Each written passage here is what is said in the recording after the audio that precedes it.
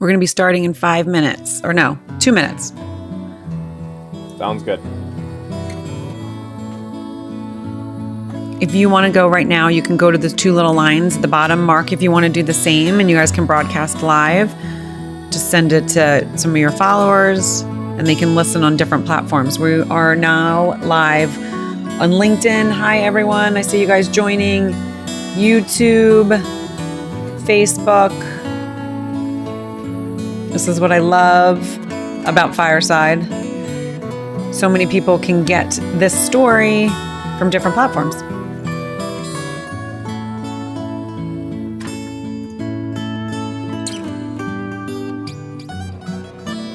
Hi, Jonathan. How are you?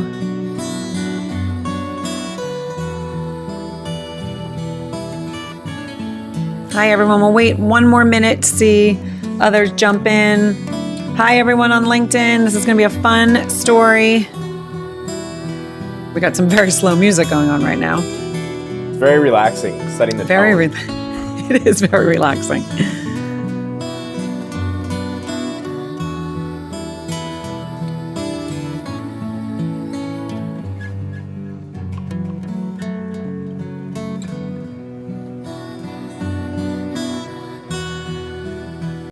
All right, let's get this started. Hello, everyone. Welcome to YNS Live. We have another great story. I'm really excited to introduce you guys to Daniel Felt. He is the founder and really the man boss of Kura Homes. How are you, Daniel? I'm doing great. How are you today?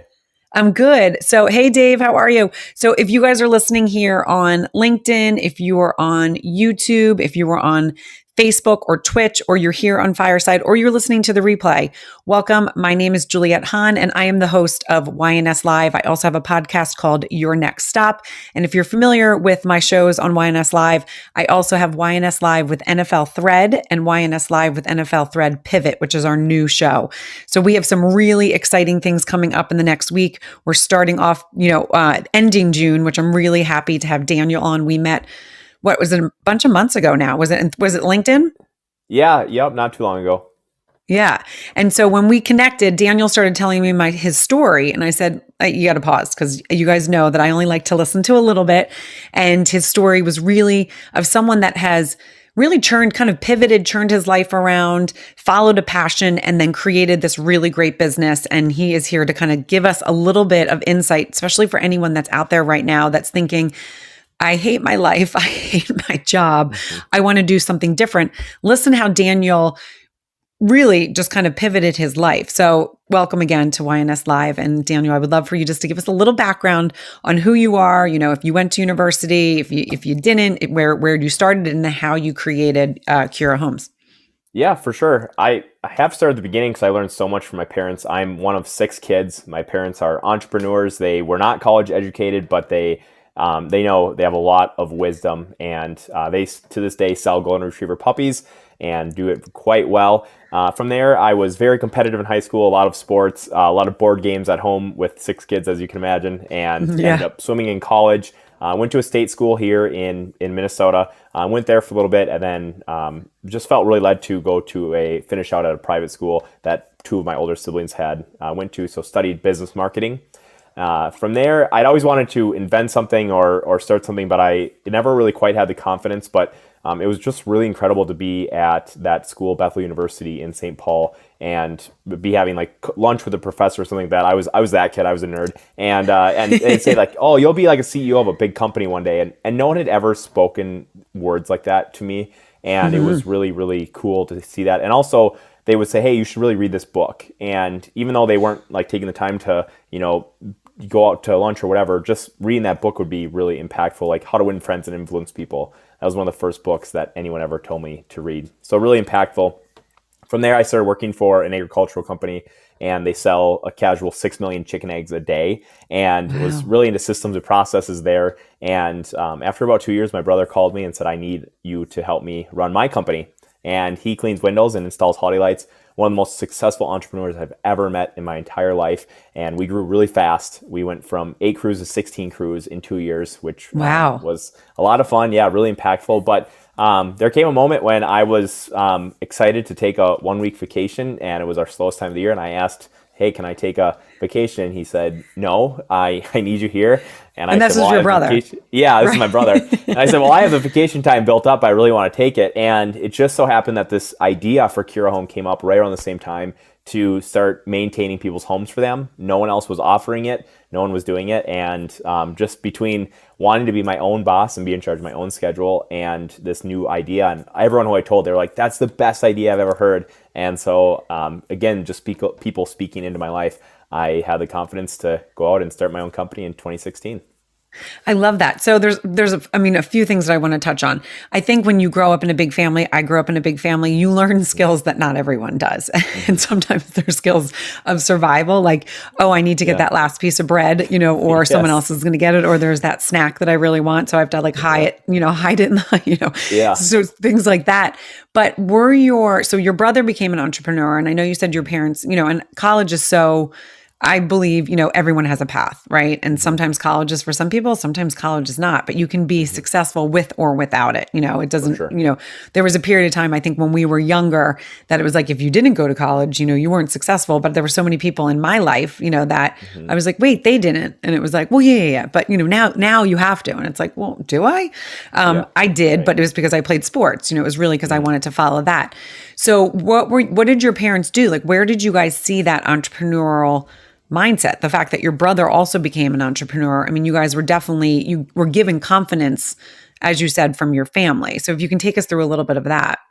Yeah, I have to give my sisters credit too, because I have 4 sisters. My brother and I split, and 3 of the 4 sisters are also entrepreneurs. So, so very, very strong. And I think it came from really, like, my parents didn't hide things from us. I remember as a 12-year-old helping my parents do taxes and having a receipt from town and knowing that, hey, that was an 8-mile trip to get into town. And so we write that off, and here's what we bought materials for the business on this trip. And as a 12-year-old, starting to understand that concept of this is how a business works, and really understand the concept that the harder you work, like when you want things, my parents were like your most typical Midwestern, like, pay off the farm as quickly as possible, like anti-debt, so like we'd work really, really hard, right? And just my parents paid off their farm in like record speed somehow. I mean, just really frugal people. And so it was really a lot of different things in that we had to, I remember being about 8 years old, I had to clock in by 8 a.m. And my dad from town had this little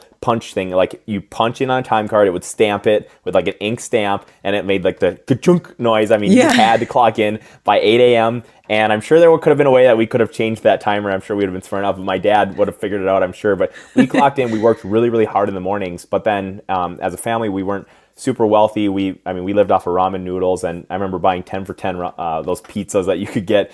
But we worked really hard in the mornings, but in the afternoon, we would go to the beach. And that was our thing, like get all your stuff done, work really hard, and then you got your reward. So just growing up with that, the harder you work, we saw the benefits. All of a sudden, hey, the business can now afford to buy a nicer four-wheeler because the one that we have for all these farm purposes is a piece of junk and it doesn't start right. So Right. we just saw that reward time and time again.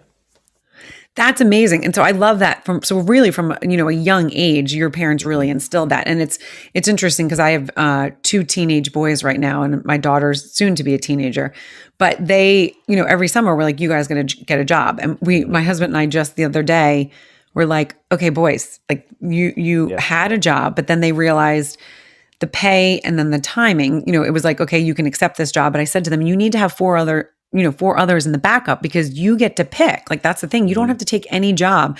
You want to know your worth. You want to know your strong points, but you also want to know, okay, I do have JV basketball and I do have varsity soccer, right? And you want to make time for that. So let's think about this. And I have to tell you, they really screwed it up this summer. Yeah. They did not. I mean, it's learning, which is thank goodness, but Yeah. we are like, hello. My oldest worked in a restaurant that's a pretty famous restaurant in our area that has shut down because it changed hands. The owner passed away and they sold it. He's like, I'll be able to get a job anywhere because I worked at Starbucks. And we're like, okay, but you need to do it like, 3 weeks ago. Like now people are coming in for the summer. People are getting, and he didn't listen. And now they're having a hard time. And we're like, you know what? The gas station up the street looks like they need a pumper. You guys have to get a job. Like there's no, ifs, ands, and buts. And now all the good jobs, the ones at the beach club, all the ones that you could have gotten 3 months ago that, mom and dad were like, hey, you might want to look into it.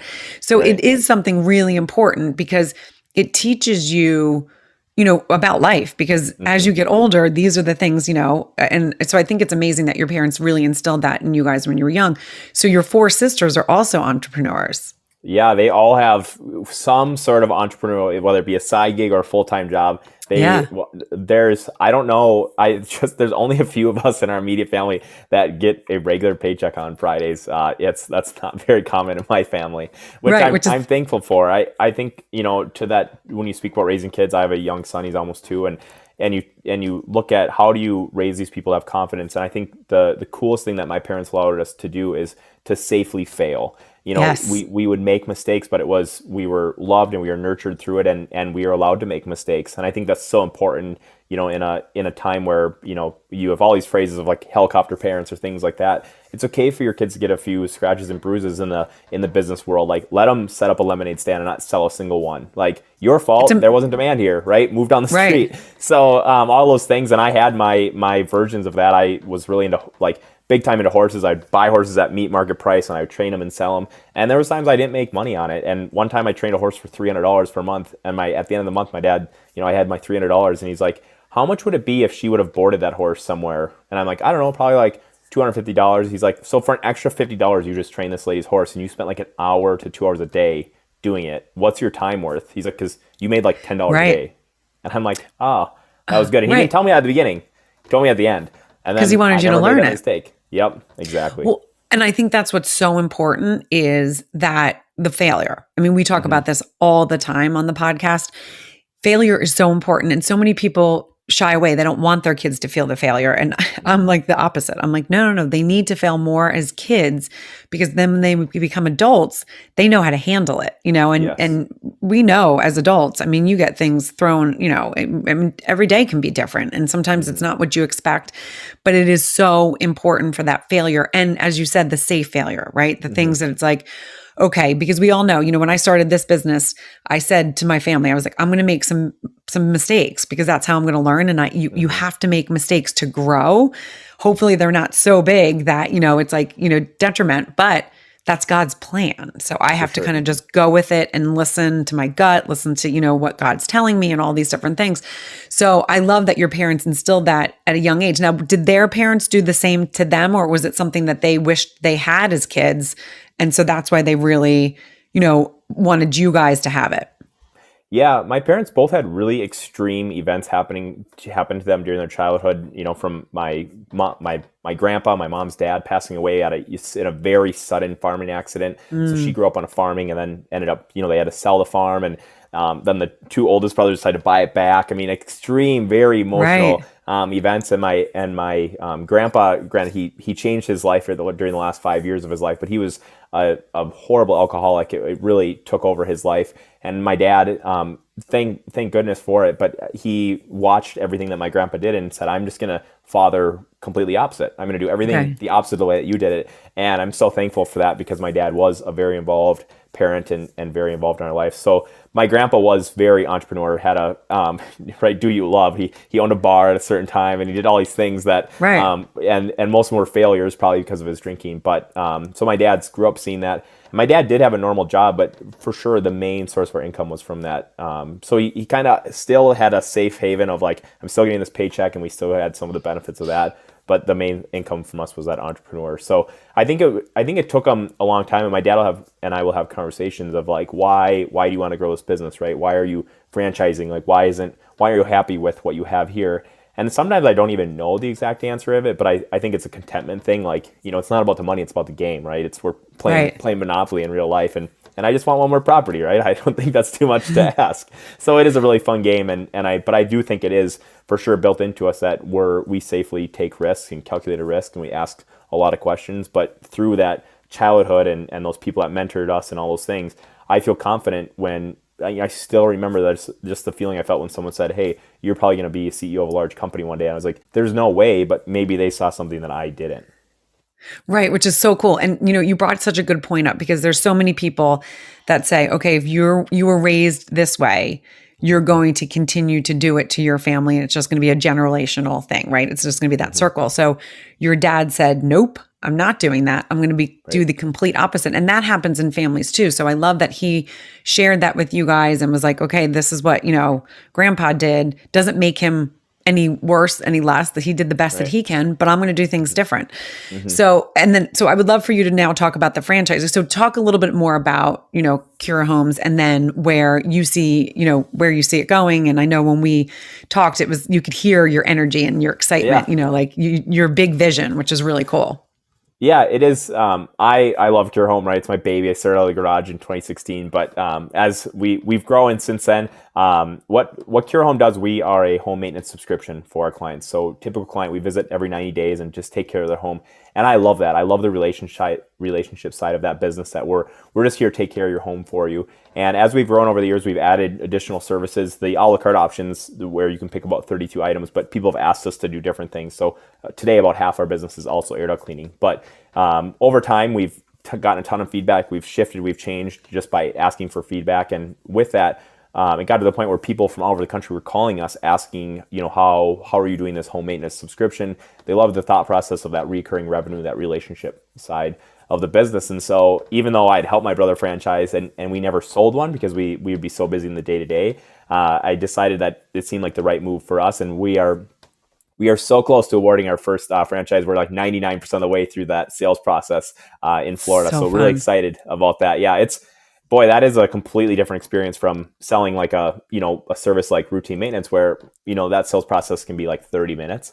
And the franchise sales process, I mean, this gentleman heard about us in November, and we're still going through it today. So our ultimate goal, there's roughly 195 metropolitan areas in the US that have 1 million plus people in them. And I believe that as homeowners, the generations change, people in their 20s, 30s, 40s are buying homes and things like that. I think there's a huge need for Kura Home and what we do, and there's barely anyone else offering the services that we offer today. No, and I think when we touched base, I was like, we moved full time to our beach house, and we didn't have anyone, when anyone that, like this breaks, you're like, who do I call, or who do I, you need your ducts cleaned, or you need this, or you need that. And home ownership is a lot. And if you're not on top of it, it can actually go south. So I know when we lived in the city, I loved having the super. Like that was my favorite thing, because it was like something broke, I could call someone that I knew I trusted that would fix something and, wouldn't give me, the runaround. So I know when we were moving out of the city and we were moving to a home, I remember saying to my husband, like, ooh, this doesn't feel as good. So I love that concept. I mean, that was one of the things when you told me about that concept of Kura Home, I was like, that is brilliant. And then when you said about the franchise, I said, I can totally see that going to all these different areas, because you're right. There is not a need. I had to like reach out to everyone that I knew here, which was not a big, because most of them were just, summer people. So like, who do you guys use to do some maintenance? Who do you guys use to Right. fix X, Y, and Z? Or we need like, this thing done. I don't even know who to call, and so to have a safe company that does it all is a really, really smart thing. So why don't you tell everyone right now? I know they can find, on the website, so you guys can kind of see this going through the scroll. You can go to, Daniel's IG, which is Kura Home, and that's KuraHume. And then the website is kurahome.com. And so they can find out information there. Right? I mean, is there any other place that you hang out that is...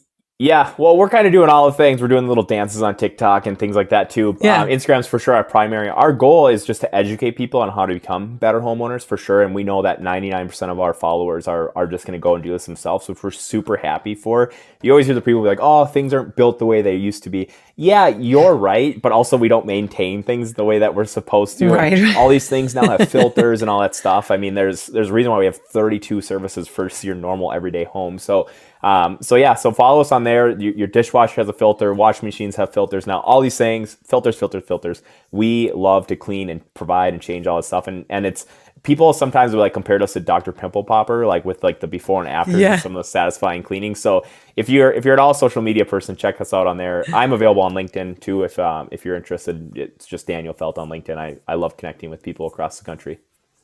And it's so funny, as you said, because it is filter. When we moved from out of the city to Connecticut, we bought a house from an older family. They were the only ones that had it. And they had the old washing machine. Mm-hmm. And I remember the realtor was like, oh, you can get new. And I was like, no. I was like, I'm keeping that washing machine. And she's like, oh, I mean, in the town we lived in, no one would have kept the washing machine.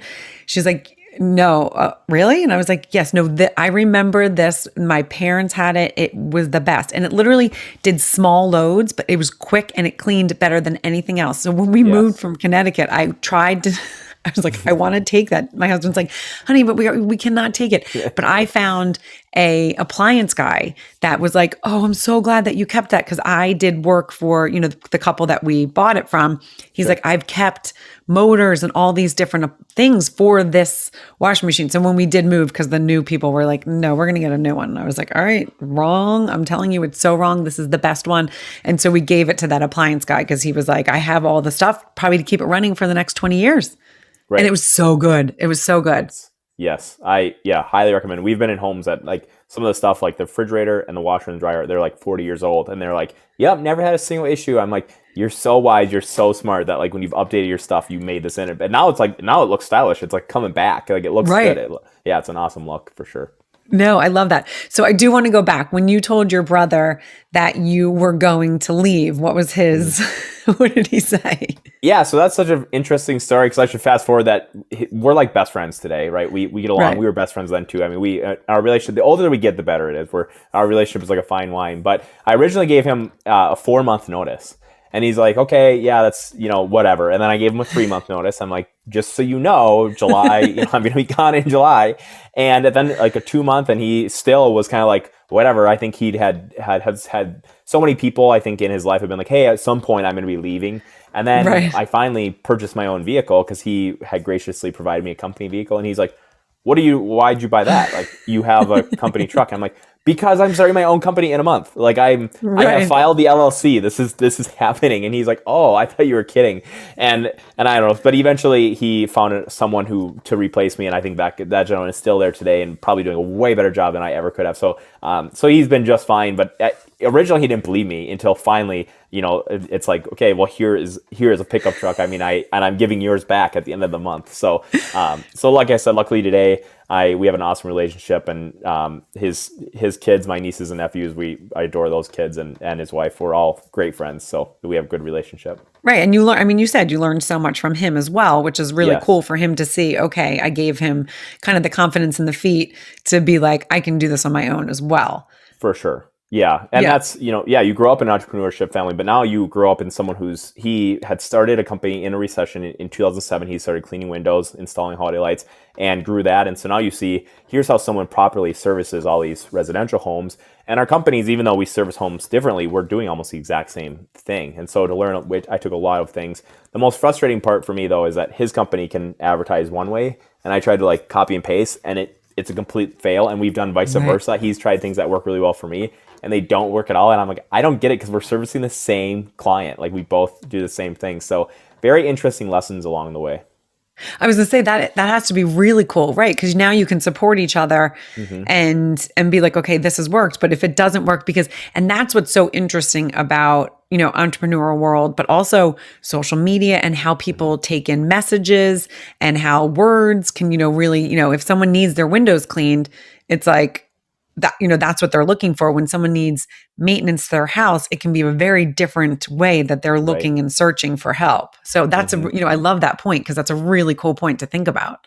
Yeah. It's really incredible to see the differences, and it's too, like, the thing with the cleaning windows is, like, when they're done cleaning your windows, it's like it's almost like you turned up the tone of light coming into your home. It's like, wow, this is so beautiful, it looks great. Well, when we clean your dishwasher filter, believe it or not, people aren't like jumping for joy that their dishwasher, it feels good, but there's Right. not like any obvious things. And, routine maintenance is not as sexy as some people think. I mean, I get really Right. excited about it, but most people don't. So that's, yeah. And same with Christmas lights. I mean, you've got a billboard on your neighbor's house, and keeping up with the Joneses is a real thing in that industry. So yeah, it's two very differences, but it's just continuous. We're 6 years into business now, and I'm still feel like I'm learning just as much every single day today as I did when I was getting that first website up and starting our social media accounts and all those things. Right. And so this is what I want everyone that's listening. We still have a bunch of people on LinkedIn listening here, and YouTube and Twitch. If you guys are listening on Facebook, if you're here live on Fireside, or if you're listening to the replay, you have to go back, because Daniel's really left some really big nuggets on how to kind of like where he started in his entrepreneurial world. So I do have a question for you. So what if someone's out there right now, because so many people, are sitting at desks and they're just getting paychecks, and they're getting Hmm. up, getting in their car, and they're pretty miserable people For because sure. they hate what they're doing. And to me, that is the worst. Like, that like Hmm. hurts my heart to think that someone's just like, okay, you know what? This is it. There's nothing better. I'm just going to sit here and take it and be miserable, and Hmm. kind of be out there in the world miserable and make other people miserable. And, there's so many things that you can do with your mind. And Hmm. there's so many things that you can do. I talk a lot about daydreaming and how important it is, and how to Hmm. find that time to do it. Some people call it meditation. I call it daydreaming, because Hmm. meditation to me is like sitting on a mat and like trying not to Hmm. think about anything. And I can't do that ever. I need to be moving. So, I walk my dogs and I create in my mind. When you came up with the home maintenance, can you just take us through a little bit of those steps? And then what was, like, let the listeners know, what were the first two things that you did that you feel like were right? Those were like the first two right steps. Yeah, for sure. While I was still working for my brother's company, I did take a reverse equity line against my house, just to have a chunk of cash. I never wanted to, like, I think bringing on partners is totally fine, but for some reason I'm like really stubborn about it, and I don't want to, and I don't Yeah. know why, but I'm gonna do this alone for some reason. So I took out a reverse equity line against my house while I still had that proof of W-2 income, and same with my vehicle. Smart. So you don't like quit your job, like, hey, I'm done today and I'm out. Like, plan ahead, right? And Right. there's so many people out there that want to give you free advice. I kid you not. You send me a message on LinkedIn and be like, Daniel, do you have like 20 minutes for a phone call? I will make time for you. I promise. Like, I Right. love helping other people. So there's people out there to do it. So financial wise, I took a reverse equity line against my house, and I bought the pickup truck when I still had that W-2 and I could get approved. Because once you start your own company, the bank, like, you could be making $1 million your first year, and the bank's like, no, you have to prove that you can do this for like 2 years straight. So Right. so that gets Brilliant. challenging. So yeah, plan ahead right there. Filing an LLC is so simple. I've done it in several states. It's really simple. It's not as intimidating as you think. Call the state and ask them, what's the proper ways to do this? Here's what I'm thinking. Talk to your accountant. Ask, hey, what do you recommend? Yep. And a ton of people offer you to do this, but you can do it yourself. It should cost like $100 to $200 in most states, and do that. But I started doing that. And then I also, while I was doing that, I was renting out the base of my house. So I had that income. And I was boarding and training dogs as a side hustle, which were actively passive jobs. I could still work on Right. Kura Home during the day and board dogs at my house. And those two combined actually made $45K a year. And as a single guy in your 20s, that was more than enough for me to not be on the street. So that's Right. what I did. But in the beginning, it was a complete failure. We were offering monthly visits and no one was signing up. We had 11 customers. And so I talked to a gentleman. He lived in a really nice house. He went to my church. His son was in my Bible study. The trust thing is not a factor here. Right, And right, right. yeah, I'm like, I need to know, Joe, I want to know why you're not a customer. And it's totally fine that you're not. I just want to know why. And we sat down Right. for a cup of coffee and he said, if you were offering quarterly visits rather than monthly, I would have signed up immediately. Now, it took like a million questions to get that out of him. Right. But on January 2nd, 2017, I followed up with all the people that I'd given an estimate to. And they didn't say like, no, I don't need to. They were just like, yeah, I don't know. It's just not right for us. And I said, hey, if I change it to quarterly visits, I'll come, 4 times a year rather than 12. Would you sign up? And it just happened that miraculously 11 more people signed up that a day. So Kura Home doubled on January 2nd, Right. 2017. So listening to your customers, getting a ton of feedback, because every single person that I ran into, they're like, Daniel, that's the best idea. Go start this company. But they didn't sign up. So making sure that Right. you're really careful about that. So just being really, really aware from that. But I think one of the most implemental things, the thing that I implemented that was most impactful is in the beginning of 2018, I hired a business coach. And having someone, they don't take a commission off my business or anything like that. I pay them a set monthly fee, and their job, and it's not a contract. I can fire them whenever I want. Right. But their job is to coach me, and I still work with the same one today. And they push me really hard to go out and do big things. So being set up for success, there's a lot of things that you can do, so many things while still working at your job, over your lunch break, after work, before work, whatever it is. I would stay up to about 11 o'clock. And granted, I didn't have a kid or wife at the time, so I had a little more free time. But at the time, I could do it. And I spent about 5 months getting everything ready to go. I built a website at night by myself and all that stuff. I mean, so and so again, you just touched on so many brilliant things. And I know everyone right now is like very happy what you're saying. Everyone in the audience, thank you for being here. What I love is that you did 2 other things to bring in income. And so it brought me back to when I started my podcast. There was a family that needed someone to puppy sit their boxer. Yeah. And I was like, yeah. And they're like, well, you have 2 other dogs, you have kids, you're starting a business. And I'm like, yeah, but that's just going to give me more money to put back into the business. And it's easy for me, right? So even though, yes, it was chaos to have a puppy and my other 2 dogs, I was able to get that puppy in good routine. We had him for a year and it was awesome, but it gave me that income to be able to put back into the business. So that's when people were like, well, I don't have the money to start a business. You need to be creative. You need to step out of the box and think, just like you did, where you were like, okay, I know that I can do these 2 things to then keep putting money back into the business to let them then the business grow.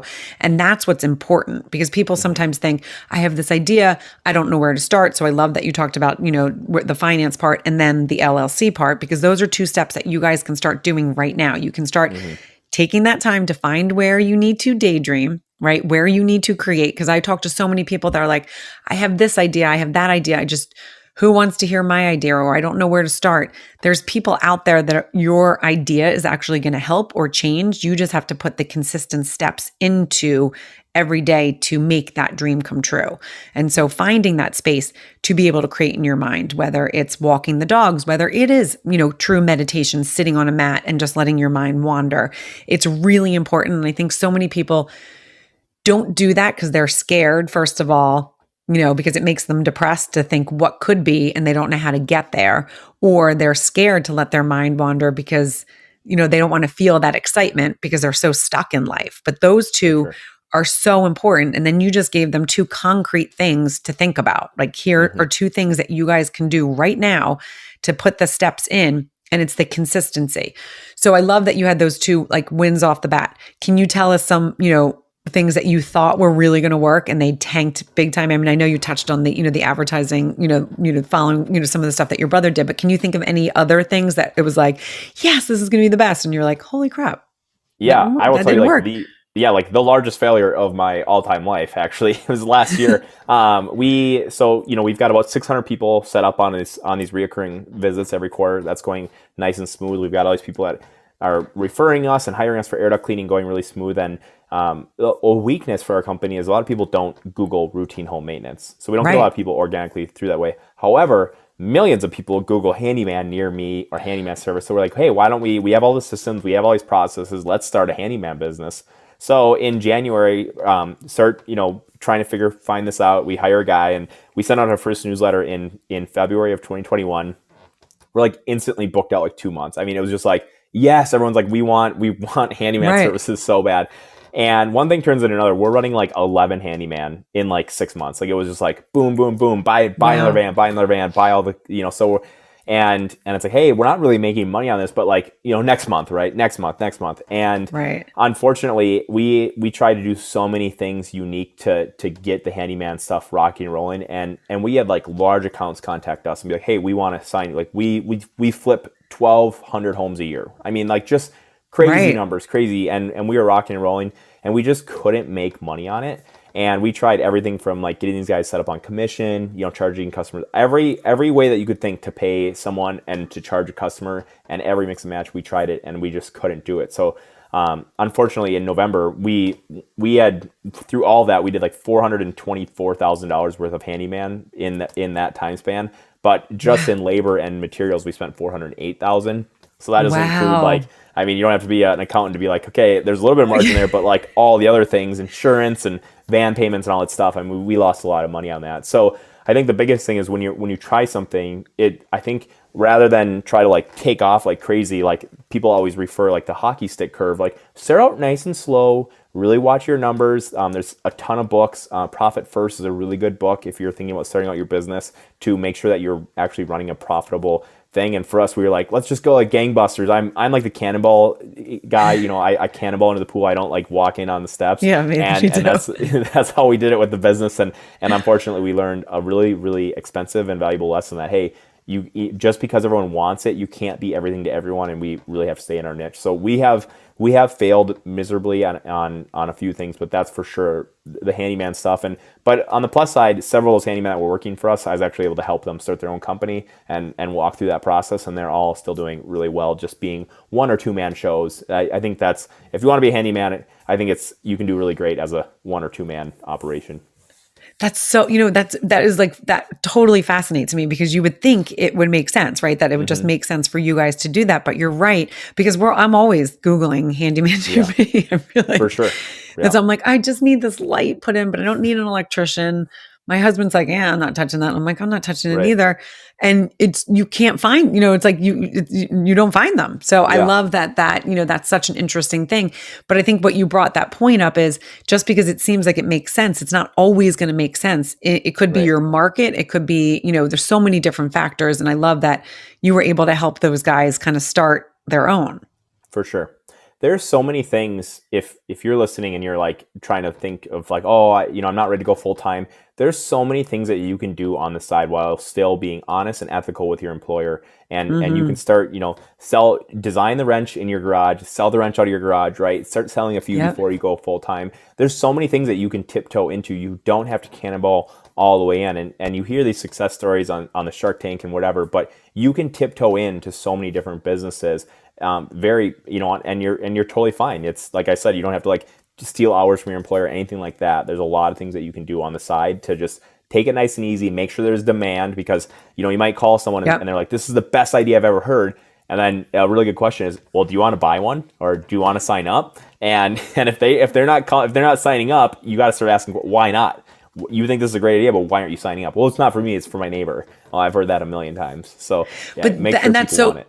Yeah. And I love that you said that. And I love that you sat down with someone that was comfortable and was like, well, this is why I'm not. But that's what's so smart, because I think so many people miss that, right? You don't do the market research before, because either they're nervous that, they're going to tell a friend the idea and the friend's going to steal it, right? Yeah. They think that, or they think, no one wants it, or they, but Google is another place. Like I always tell people, you start talking, you start asking around. And if you're surrounded by people that say that's the stupidest idea ever, and I feel like some people are thin-skinned, so they can't handle that.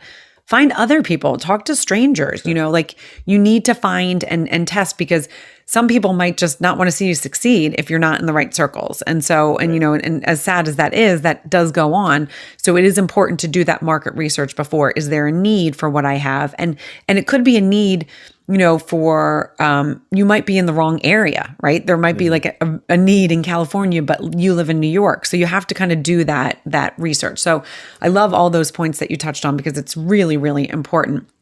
And so now, when did you get into the whole, when did the franchise idea come? And then take us through that, and then tell the listeners where they can find you if they're interested in learning more about that.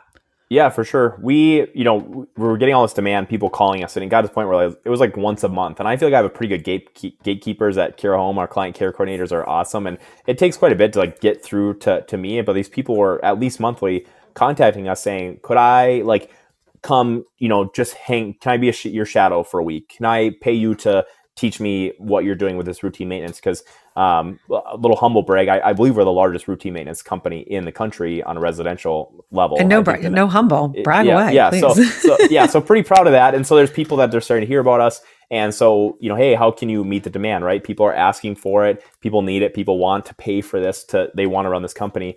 And what we found is we've opened a few markets, and we're running successfully right now in Minneapolis and Denver.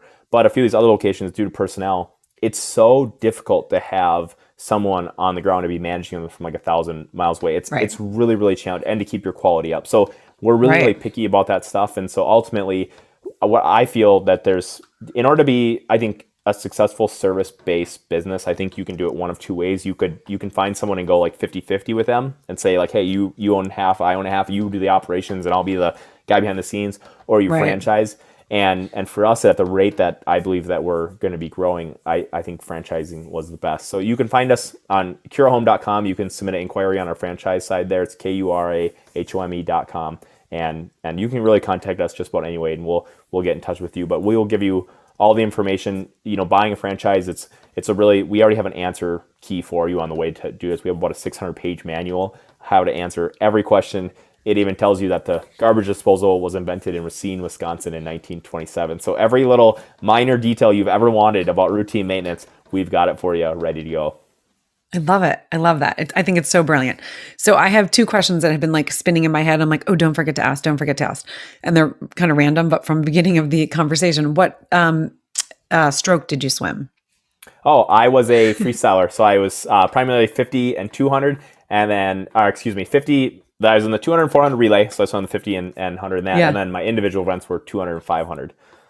So interesting. Yeah, so I was a backstroker, and I probably hit my peak at 12, but I played in college, I played field hockey and lacrosse, and those were my loves. Awesome. But I swam through, I think, my freshman years when I was okay, I'm done. But when I was 5, all, pretty, I mean, we were swimmers in our house. And then the second question is, where do you line up in the six kids? Oh, yeah. So this is super interesting because I am number 4 of 6.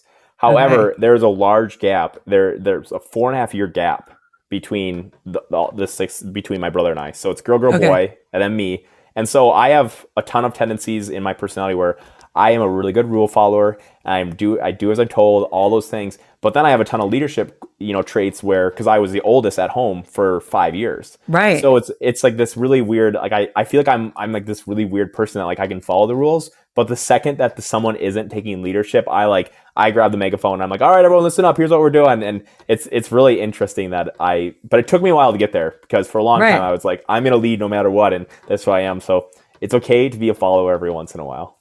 But I love that, because when you were saying about the cannonball, I was now I'm very curious, where he is in the bunch. So then it was you and then 2 more sisters? Yes, correct. Yeah. Okay. Yeah. So my brother and I are sandwiched between 4 girls.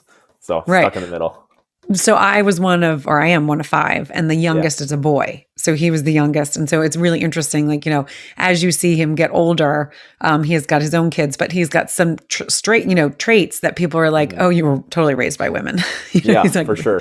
He's kind and soft. And then I have my daughter, who has 2 older brothers. We just came back from lacrosse every weekend, lacrosse tournaments, and she is a beast on the field. I mean, when I say she runs and people fly off of her, and all the girls are So you know, she's like, no, she's like, first of all, I have two older brothers that when we played sports, they were like, you're not our, you know, they didn't say this, but they didn't treat her like a little sister. Right. They were like, you're the third, let's Hmm. go. You got to, you know, you got to play. And they did not take it easy on her. And she's like, she's like balls to the walls, but it's really fun to kind of think of where you are in Hmm. your family. And, you know, I mean, obviously there's tons of research and books on it, but it is really Yeah. fascinating when you really get down to the human person and then you see where they are in the family chain. And it's like, it's interesting that, you know, that trait is always like the second kid, or that's always Hmm. the youngest kid, or always the oldest. So I, Yes. you know, super curious about that. Well, Daniel, this was amazing and I love it. And so where I want to kind of take you now, you have, because there's people out there like, oh, well, I'm just getting married or I'm just starting a family. And you kind of did this before you were married and before you Hmm. had kids. How did you kind of manage that Yeah. growing a family? Yeah, for sure. My biggest thing that I really appreciate, one thing that I grew up with, my dad was always home for dinner, and that was really I impactful love for me. this. And that's a rule for me that I never miss dinner with my family, unless it's something like that's scheduled for like a work dinner or something like that. But so like 99% of the time, I don't just work late, so I'm always home for dinner. I'm really fortunate that as a business owner, I have a team of people that really handle a lot of things. My phone isn't buzzing off the hook while I'm, you know, on this call with you. Things are just kind of handled, and that takes a little bit of time. But you're always continuously working on creating systems and processes so that, yes, I want to work on the business and I want to be there doing that, but I also want to be gone and take a week or be gone. So I've tried to create systems and processes that I'm allowed to leave. But I really, really love being a dad. I love being home. My wife and I, we have, like I said, a 2-year-old here, and we've got one due in August. So we're super excited. But family to me is just, you know, when you're 65, when you're 70, when you're 80, like who's going to be there? Is it going to be the person from work? Maybe, but I know for sure my family is going to be there. And so that's number one for me for sure, is, you know, my faith and my family, and work is always going to be there. And when I'm there, I give it 110%. Like my wife, you know, Right. she looks at my schedule, and if I'm in a meeting, she doesn't call me, and we've really figured that stuff out. But I think my family knows that they're a huge priority. And so with that, they can do things at home, so that like when I get home, there's usually a really nice meal, and that's really nice. So we support each other. We work as a team to raise our family, and that works out really well for us. And I love that. And I remember that was one of the things that you said when we first met. You said, I'm going to start out like I started this business, but for me to be home for dinner. And so that's another Hmm. thing I want the listeners to really take. Set up things that are like a non-negotiable. You know, when I Right. started my podcast, it was like I'm giving it a year. I'm not stopping this for an entire year. That's a non-negotiable. You know, Hmm. Daniel, when you started your business and then started your family, it was like I need to be home. So how can I do that? What can I put Right. around it? As you says, the systems, what can I do in place to make sure that happens? And so I Hmm. think that's such a special thing, but it then brings us back to the beginning about how you spoke about your parents and how they raised you. And I think that Hmm. that's a really cool thing that your dad instilled that and your mom instilled that in you. Hmm. And it was like, okay, I'm going to take this from how I grew up and now I'm going to bring it to my family. And, you know, it'll be really cool to see where that goes. And if that's Yeah. if your son and your new baby, you know, it's a special thing to think about. And that's why when I talk about storytelling, you know, you just really painted your picture. We can all see you guys on the farm, waking up at 8 o'clock, you know, doing the punch Hmm. card. Yeah. You know, it's a really special thing because you connect through storytelling. People tell their stories and you're going to be like, okay, so someone might be listening to this and they might be like, oh, I don't, you know, I'm not an entrepreneur in farming, but then you talked about swimming and they're like, oh, I was a career swimmer. And so they Yeah. connect with it there. And so their heart opens up a little bit more, their mind opens up, their ears open up a little bit more. And that's why it's so important for people to be able to share their story. That's one of the things that I love teaching is you need to know your story. So thinking back to those times when you're young, and, you know, I talk about this often, there's memories that we have, but there's also the memories that we feel. And we don't Hmm. really remember the images, but we remember the feelings, whether they're good or bad. You know, we all didn't have, you know, we've all had experiences, some worse than others, but Hmm. it's really important to know those differences between a memory and a feeling, but then take those and add those to your story. Because when you get that feeling, if you think back, like I can remember things, when I was 5 or 6, I remember my parents talking about it, but I remember feelings of, when we used to go to the beach, every August, like we stopped swimming and it was like, okay, you're packing up the car, you're getting in the, the station wagon. And I might not have the vivid memory, but I remember that feeling. And then the smell as you go over the bridge. And, so those things are really important for people to connect with. And you really do it beautifully. And I think that's going to build your business even more, because people that are going to work for you are going to connect because you're going to tell your story, how you started your business. People are going to want part of that. How, now you're franchising, people are going to want to hear that, this is how Daniel started it. So I love that. Thank you. Appreciate it. Yeah. And guys, again, please go follow Daniel. Ask him questions. You might be listening to this and be like, oh no, I'm happy. I have my thing, but you might not know that there's someone in your life that right now is not happy. And this franchise business, what Daniel's doing is actually the perfect thing for them. And it might be something they need. So take this episode, share it. It's going to go out on the RSS feed probably in the next couple of weeks, and then you'll be able to share it even more. But, Daniel, again, thank you for connecting. I'm so glad that, you reached out on LinkedIn, or I reached out. I don't remember who reached out to who, but that you took the time to join us on YNS Live. Most definitely. It was a pleasure to be here. All right, guys. So again, go follow Daniel at Kura Home, Kura home.com, or Kura Home out on Instagram. He is also on LinkedIn. It's Daniel Felt, Felt. This will be on all the show notes when this goes out.